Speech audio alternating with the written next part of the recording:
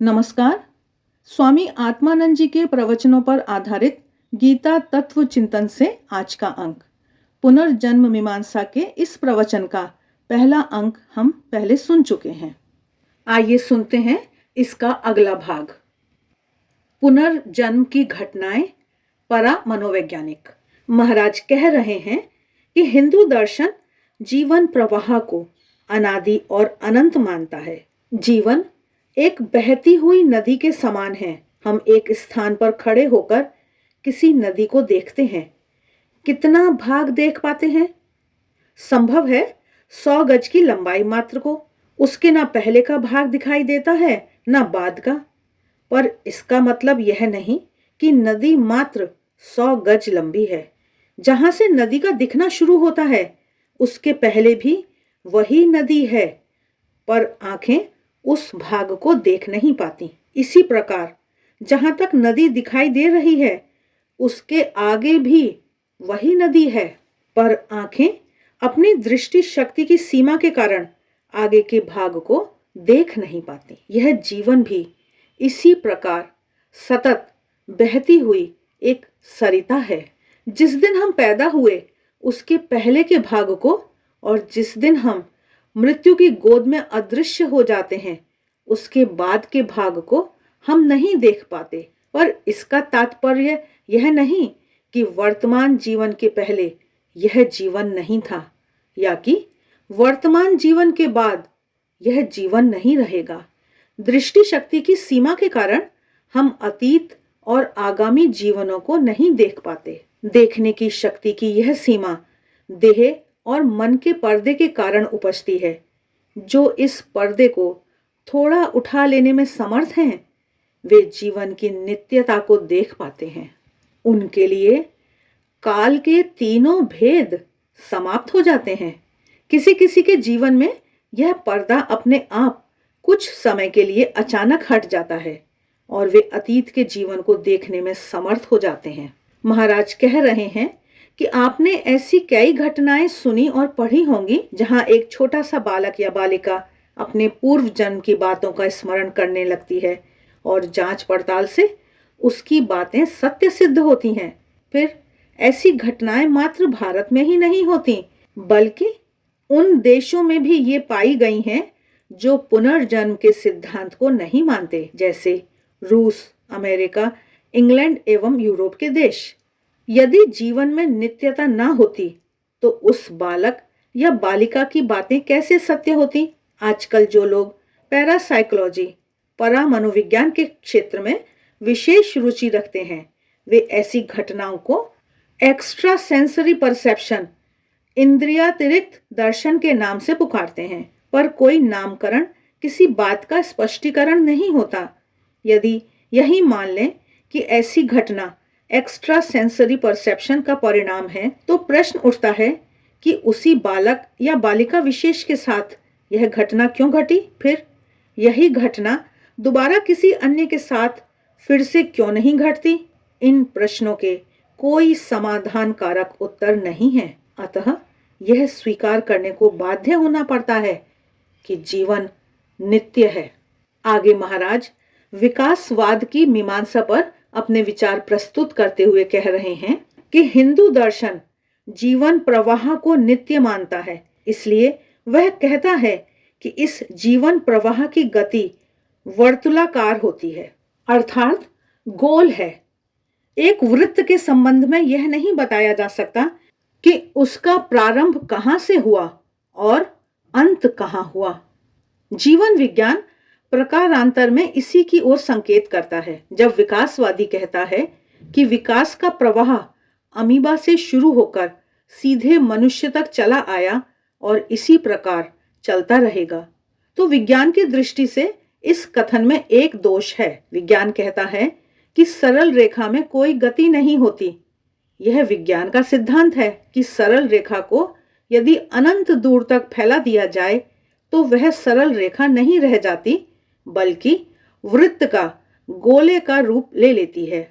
यह तो प्रकारांतर से हिंदू विकास क्रम के सिद्धांत को ही पुष्ट करने का संकेत हुआ। दूसरी बात जो युक्ति हमारे समक्ष रखती है वह यह कि विकास कहने से ही संकोच का बोध होता है। यदि हम इवोल्यूशन क्रम विकास को स्वीकार करते हैं तो हमें इन्वोल्यूशन क्रम संकोच को भी स्वीकार करना पड़ेगा। जब हम कहते हैं कि अमीबा से जीवन प्रवाह क्रम विकसित होता है तो यह भी मानना पड़ेगा कि अमीबा में कुछ क्रम संकुचित हुआ है जिसका विकास विकासवादी के अनुसार होता है। पर जीवन शास्त्री यह नहीं बता पाते कि यह कुछ क्या है जो अमीबा में आकर संकुचित हो गया है। बिना संकोच की धारणा के विकास की धारणा बन ही नहीं सकती। विकास को तो स्वीकार करना पर संकोच को न स्वीकारना अवैज्ञानिक बात है। महाराज आगे कह रहे हैं कि तीसरी बात जो विज्ञान कहता है वह यह कि शून्य से किसी चीज की उत्पत्ति नहीं हो सकती। जब जीव शास्त्री कहता है कि चेतना कॉन्शसनेस अचानक ही विकास के क्रम में कुछ परिस्थितियों के उपस्थित हो जाने पर आकस्मिक रूप से उत्पन्न हो जाती है तो विज्ञान की दृष्टि से यह भी गलत है। यदि चेतना पहले से जीवन क्रम में विद्यमान न हो तो वह किसी भी प्रकार से उत्पन्न नहीं हो सकती। विकास क्रम में बाद में कहीं जाकर चेतना भले ही प्रकट होती हो पर वह प्रारंभ से ही विद्यमान थी। वह अप्रकट थी, दिखाई नहीं दे रही थी, जिसे कुछ परिस्थितियों ने मिलकर प्रकट कर दिया। मतलब यह कि परिस्थितियां हठात कोई नया तत्व कोई मौलिक तत्व बनाकर पैदा नहीं कर सकती। वे केवल छिपे हुए को निहित को अप्रकट को प्रकट कर सकती है। चेतना जीवन का मौलिक तत्व है, अतः वह प्रारंभ से ही विद्यमान है। आगे महाराज योनियों की संख्या विषय पर अपने विचार प्रकट करते हुए बता रहे हैं कि आज का जीवन शास्त्र कहता है कि अमीबा से लेकर मनुष्य तक लगभग 128 लाख योनियां हैं। हमारे यहाँ साधारण तौर पर यह माना गया कि जीव 84 लाख योनियों में भटक कर तब कहीं मनुष्य योनि पाता है। योनियों की संख्या में इस अंतर के दो कारण हो सकते हैं। एक तो यह कि तब हमारे पास इतने सूक्ष्म यंत्र ना रहे हों जितने आज विज्ञान के पास हैं। दूसरा यह कि हम जिसे एक योनि मानते हों उसे जीव शास्त्री एक से अधिक में विभाजित करके देखते हों। जिन्होंने विज्ञान की 2-1 पुस्तकें पढ़ ली हैं वे 84 लाख योनियों की बात को निहायत मजाक समझते हैं। ऐसे लोगों को विज्ञान के आधुनिकतम अनुसंधानों का अध्ययन करना चाहिए। 2-1 विज्ञान की किताब पढ़ लेने से कोई वैज्ञानिक नहीं हो जाता। जो वैज्ञानिक होना चाहता है उसे साइंटिफिक टेम्पर वैज्ञानिक मनोवृत्ति का विकास करना चाहिए। जब सूक्ष्म यंत्रों का आविष्कार नहीं हुआ था तब हिंदू धर्म का यह घोषित करना कि जीव 84 लाख योनियों में से जाकर तब कहीं मनुष्य योनि में आता है एक अद्भुत चमत्कार है और वह भारत की प्रतिभा का सूचक है। आगे महाराज जीवन प्रवाह का लक्ष्य पूर्णता की प्राप्ति विषय पर अपने विचार प्रकट करते हुए बता रहे हैं कि पहले विज्ञान इस जीवन प्रवाह का कोई लक्ष्य नहीं मानता था, पर आज का वैज्ञानिक जीवन को निरुद्देश्य कहने में संकोच का अनुभव करता है। हम प्रवाह पतित तिनके नहीं कि जिधर हमें प्रवाह बहा ले जाए हम बहते रहेंगे। आज कोई भी व्यक्ति अपने जीवन को लक्ष्यहीन नहीं मान सकता, पर पैसा कमाना और धन संग्रह करना, परिवार का पालन पोषण करना, समाज में प्रतिष्ठा प्राप्त करना, यह सब जीवन का लक्ष्य नहीं हो सकता। यह तो पशु पक्षी भी किया करते हैं। जीवन का लक्ष्य पशु भाव से ऊपर उठना है। पशु अपने मन का नियंत्रण नहीं कर सकता, वह अपने मन की क्रियाओं को नहीं समझ सकता, वह अपनी गतिविधियों का साक्षी नहीं बन सकता, क्योंकि वह अपनी सहज प्रवृत्तियों के द्वारा परिचालित होता है। पर मनुष्य का मन इतना विकसित है कि वह अपनी क्रियाओं को समझने और पकड़ने में समर्थ होता है। वह मानो स्वयं हटकर अपनी क्रियाओं को देख सकता है। यही उसकी विशेषता है, पर यह विशेषता आज उसमें संभावना के रूप में छिपी है। यह संभावना जितनी मात्रा में प्रकट होती है, उतनी ही मात्रा में मनुष्य अपने विकास क्रम का स्वामी होता जाता है। और जिस दिन वह इस संभावना को पूरी तरह प्रकट कर लेता है, उस दिन वह पूर्ण बन जाता है, कृष्ण बन जाता है, बुद्ध और ईसा बन जाता है, राम कृष्ण बन जाता है, सत्य का साक्षात्कार कर लेता है। स्वामी विवेकानंद जी इस संबंध में कहते हैं, each soul is potentially divine, the goal is to manifest this divinity within by controlling nature, external and internal. प्रत्येक आत्मा अव्यक्त ब्रह्म है। बाह्य एवं अंतः प्रकृति को वशीभूत करके इस अंतस्थ ब्रह्म भाव को व्यक्त करना ही जीवन का लक्ष्य है। प्रसिद्ध वैज्ञानिक लेखक लिंकन बार्नेट मनुष्य की इस संभावना को स्वीकार करते हैं और अपनी विख्यात पुस्तक the universe and doctor Einstein में लिखते हैं कि मनुष्य अपनी इस संभावना से अपरिचित होने के कारण ही अशांति और दुख का शिकार है।